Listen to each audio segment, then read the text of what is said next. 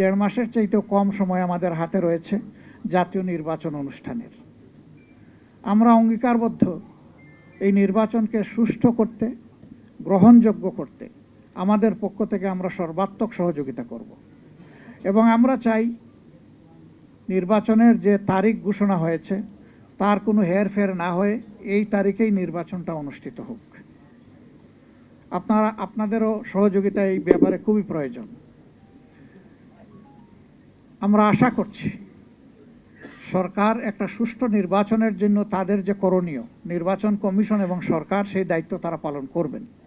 এখনও তাদের অনেক কাজ বাকি রয়ে গিয়েছে, এখনও সমতল মাঠ তৈরি হয়নি সকলের জন্য। সেই মাঠ তৈরির কাজটা হচ্ছে সরকার এবং নির্বাচন কমিশনের। তারা যে কোনো ধরনের লোভ লালসা, ভয়ভীতি এবং কারো প্রতি কোনো ধরনের আনুকূল্যের ঊর্ধ্বে উঠে তারা তাদের দায়িত্ব পালন করবেন। সাংবিধানিক নৈতিক দায়িত্ব এটা আমরা এবং জাতি তাদের কাছে প্রত্যাশা করে।